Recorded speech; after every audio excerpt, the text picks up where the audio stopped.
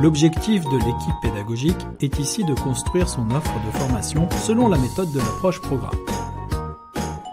Il s'agit de créer un projet cohérent et une vision commune à l'équipe pédagogique pour construire un programme d'études associé à des compétences à développer chez les étudiants. Cette approche qui met l'étudiant au centre du dispositif invite à construire et formaliser des contenus en fonction des compétences visées et non plus à partir du savoir transmis. Pour mener à bien la réalisation de cette offre de formation, plusieurs étapes sont nécessaires. La première consiste en un bilan, une sorte d'auto-évaluation, une analyse critique des pratiques de l'offre déjà existante.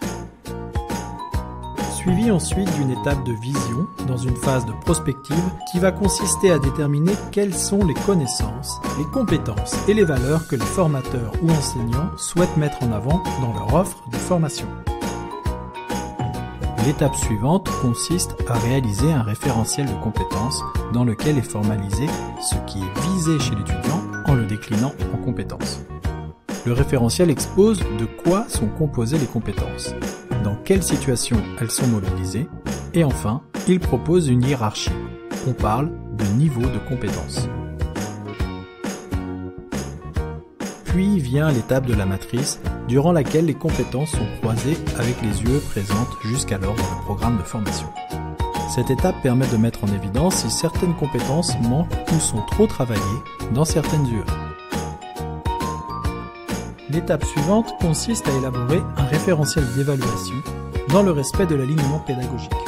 En fonction des acquis d'apprentissage visés et des éléments de contexte, on définit des modalités d'évaluation adaptées.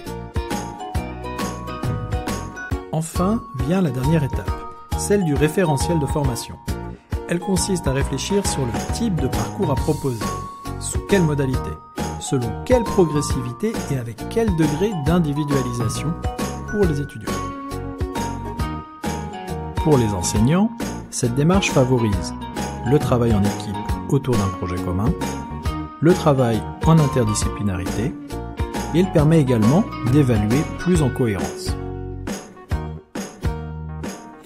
Pour les étudiants, elle permet d'avoir une cohérence dans l'ensemble, les acquis visés à l'évaluation en passant par la formation proposée. Elle permet également aux lycéens, donc futurs étudiants, de mieux s'orienter. Enfin, pour les employeurs, elle permet de repérer les compétences de leurs futurs salariés, stagiaires, alternants ou apprentis.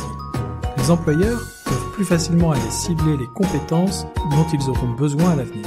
Il leur sera également plus aisé de faire monter en compétences leurs actuels salariés par le biais de la formation continue.